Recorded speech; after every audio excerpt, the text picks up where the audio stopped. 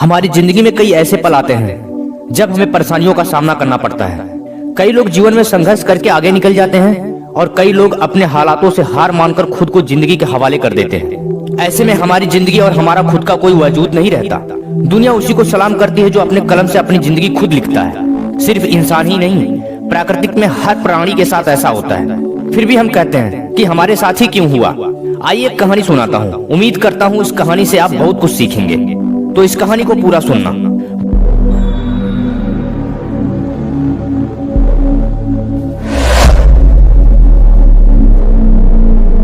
बाज पक्षी का नाम आपने सुना होगा और देखा भी होगा, जिसे हम ईगल या साइन भी कहते हैं। जिस उम्र में बाकी परिंदों के बच्चे चेंचियाना सीखते हैं, उस उम्र में एक मादा बाज अपने चूजे को पंजे में दबोचकर सबसे ऊंचा उड़ जाती है।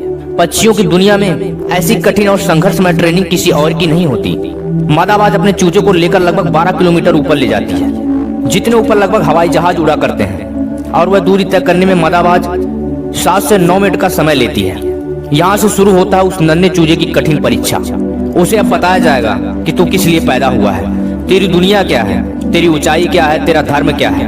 और फिर मादाबाज उसे अपने पंजे से छोड़ देती है। धरती के और ऊपर से नीचे आते लगभग 2 किलोमीटर उस चूजे को आभास ही नहीं होता कि उसके साथ क्या हो रहा है। 7 किलोमीटर के अंतराल आने के बाद चूजे के पंख जो कंजाइन से जकड़े होते हैं वह खुलने लगते हैं। लगभग 9 किलोमीटर आने के बाद उसके पंख पूरे खुल जाते हैं। यह जीवन का पहला दौर होता है जब बाज का बच्चा पंख फड़फड़ाता है। अब धरती से लगभग 3000 मीटर दूर है, लेकिन अभी वह उड़ना नहीं सीखा है। अब धरती के बिल्कुल करीब आता है, जहाँ से वह देख सकता है अपने इलाके को। अब उसकी दूरी धरती से महज 700-800 मीटर होती है, लेकिन उसका पंख अभी इतना मजबूत नहीं हुआ है कि वो उड़ सके।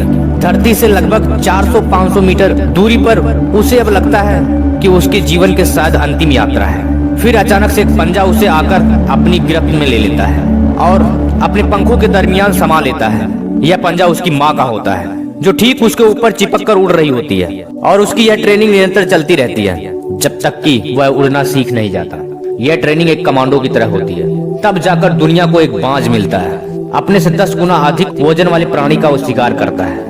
इसका संघर्ष यहीं समाप्त नहीं होता। बाज पक्षियों का राजा यूं ही नहीं कहलाता।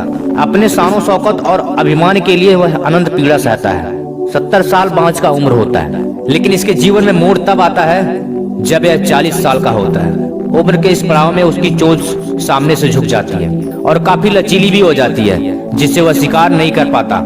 इसके पंख इतने भारी हो जाते हैं कि छाती से चिपक जाते हैं, जिससे उड़ने में तकलीफ होता है। इसके पैर जिससे ये झपट्टा मारता है, उसके नाखून टूट जाते हैं। अब इसके पास चुनाव होता है कि यह 40 साल के बाद मर जाए, क्योंकि उड़ नहीं सकता, शिकार नहीं कर सकता, पंख भारी हो गए हैं, उड़ने में दिक्कत है, शिकार पकड़ नहीं सकता क्योंकि पैर के नाखून खराब हो गए हैं और उसका चोंच भी खराब हो गए हैं। अब 40 साल की उम्र में बाज मरने का चुनाव कर सकता है, पर बाज ऐसा नहीं करता। उम्र के इस पड़ाव पर बाज अपने इलाके के सबसे ऊंची चोटी पे चला जाता है और अपने चोंच को पत्थर पे मार मार के लहूलुहान हो जाता है। बाज इस दौरान अनंत पीड़ा से तड़पता है, पर वह पीड़ा सहता है और अंत में अपने चोंच तोड़ देता है।